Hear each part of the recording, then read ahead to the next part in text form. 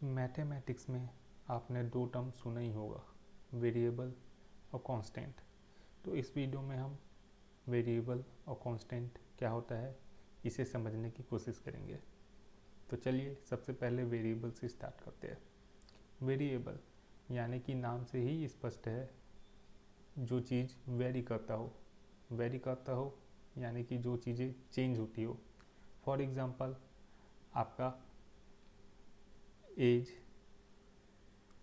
यदि आप आज 10 साल के हो तो उसके अगले दिन आप 10 साल 1 दिन के हो जाओगे और उसके अगले दिन आप 10 साल 2 दिन के हो जाओगे। यानी कि एज एक ऐसा क्वांटिटी है जो कंटिन्यूसली चेंज हो रहा है, या बोल सकते हैं कि जो कंटिन्यूसली बढ़ते जा रहा है। तो इस प्रकार एज एक वेरिएबल की कैटेगरी में आता है। इसी तरीके से आप टाइम को भी एक वेरिएबल की कैटेगरी में ले सकते हो, क्योंकि टाइम भी कंटिन्यूसली चेंज हो रहा है, कंटिन्यूसली निकलते जा रहा है। तो ऐसी सारी चीज़ें जो समय के साथ चेंज करते रहती है, वेरी करते रहती है, वो सारी चीज़ें वेरिएबल की कैटेगरी में आते हैं। इन मैथमेटिक्स हम वेरिएबल को रिप्रेजेंट करने के लिए अल्फ़ाबेटिकल टर्म का यूज़ करते हैं। फॉर एग्ज़ाम्पल अगर मैं एज को मैथमेटिक्स में रिप्रेजेंट करना चाहूँ तो मैं ए का यूज़ कर सकता हूँ या स्मॉल ए भी यूज़ कर सकता हूँ। इसी तरीके से अगर मैं टाइम को मैथमेटिक्स में यूज़ करना चाहूँ तो मैं इसे कैपिटल टी या स्मॉल टी के फॉर्म में लिखकर उसे टाइम को रिप्रेजेंट कर सकता हूँ। शॉर्ट में बोलूँ तो अल्फ़ाबेटिक वेरिएबल को रिप्रेजेंट करने के लिए यूज़ करते हैं। In mathematics we use alphabetics as a variable. For example x, y, z और p, q, r, s या और कोई भी अल्फ़ाबेटिक्स सब वेरिएबल के एग्जाम्पल होंगे। इसी तरह हम कांस्टेंट को समझने की कोशिश करते हैं। वो चीज़ें और वो वैल्यू जो हमेशा के लिए फिक्स रहती है। जैसे कि मैथमेटिक्स में अगर हम बात करें पाई की वैल्यू 3.14, ये हमेशा फिक्स है। आज से 100 साल पहले भी पाई की वैल्यू इतनी ही थी, आज भी इतना है, और आने वाले 100 साल के बाद भी पाई की वैल्यू 3.14 ही रहेगी। यानी कि ऐसी क्वांटिटी जिसकी वैल्यू हमेशा फिक्स रहती है कांस्टेंट की कैटेगरी में आती है। और एग्जांपल हम लिख सकते हैं एक्सपोनेंशियल टर्म, इसी तरह एक्स ई का पावर 2 भी, ई का पावर 5, और एग्जांपल हम लिख सकते हैं लॉग 2 की वैल्यू, ये हमेशा फिक्स रहेगा।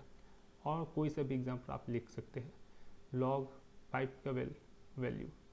और इसी तरह हम सिंपल नंबर भी यूज़ कर सकते हैं कांस्टेंट के लिए। नंबर 1, नंबर 2, नंबर 3, ये सारी नंबर जो हम मैथमेटिक्स में यूज़ करते हैं कांस्टेंट की कैटेगरी में आते हैं, क्योंकि इसकी वैल्यू हमेशा फिक्स है। आज 1 की वैल्यू 1 है तो हमेशा ये 1 ही रहेगा। ये 1 कभी भी 1.1 या 0.9 या और किसी नंबर में चेंज नहीं होने वाला। तो इस तरीके से हम वेरिएबल और कांस्टेंट को समझ सकते हैं। ऐसी सारी चीज़ें, ऐसी सारी क्वांटिटी जो समय के साथ वेरी करती है वेरिएबल के अंदर आता है।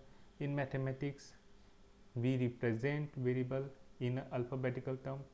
इसी तरह कांस्टेंट जिसकी वैल्यू हमेशा फिक्स रहती है कांस्टेंट की कैटेगरी में आते हैं। मैं आपको एक एग्जांपल के थ्रू समझाने की और कोशिश करता हूँ कि कांस्टेंट और वेरिएबल क्या होता है।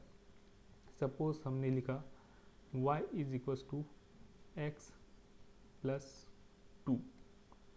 तो यहाँ से आपको समझ में आ जाना चाहिए कि आपका कांस्टेंट क्या है 2 और वेरिएबल क्या है x एंड y। ये आपके वेरिएबल्स है। तो एग्जांपल से आपको देख के क्लियर हो जाना चाहिए कि कांस्टेंट, एग्जांपल में कांस्टेंट क्या है और वेरिएबल क्या है। फॉर एग्जांपल यहाँ x की वैल्यू फिक्स नहीं है, x की वैल्यू क्या है फिक्स नहीं है, सब 2, ये 2 हमेशा 2 ही रहने वाला है क्योंकि कांस्टेंट है। लेकिन x और y वेरिएबल है तो इसकी वैल्यू फिक्स नहीं है। तो लेट हम मानते चलते हैं, suppose x is equal to 0, तब y क्या आ गया, 0 प्लस 2 2। सपोज हमने माना x की वैल्यू 1 है, तब y क्या आएगा, 2 प्लस 1 3। इसी तरीके से हमने माना x की वैल्यू 2, तो y क्या आ जाएगा, 2 प्लस 2 4। और भी हम एग्जांपल ले सकते हैं, x की वैल्यू हमने -2 मान लिया, तो y क्या आ गया, -2 प्लस 2 0। कहने का अर्थ ये है कि हम x की वैल्यू अगर चेंज करते जाए तो y भी चेंज होते जा रहा है। तो यानी कि x भी वेरिएबल है और y भी वेरिएबल है। इस तरीके से हम वेरिएबल और कांस्टेंट को समझ सकते हैं और उसको डिफरेंशिएट कर सकते हैं। इन मैथमेटिक्स सिंपल टर्म जितने भी अल्फ़ाबेटिक होते हैं, अल्फ़ाबेटिक टर्म्स होते हैं ABCD से लेकर XYZ तक, वो सभी वेरिएबल की कैटेगरी में आते हैं। और जितने भी नंबर होते हैं 1 2 3 4 और साथ ही साथ ऐसी क्वांटिटी सपोज पाई जिसकी वैल्यू हमेशा फिक्स होती है, कांस्टेंट की कैटेगरी में आते हैं। उम्मीद है आपको ये वीडियो में वेरिएबल और कांस्टेंट क्या होता है समझ में आया होगा और आप इसे आसानी से डिफरेंशिएट कर सकते होंगे। Thank you.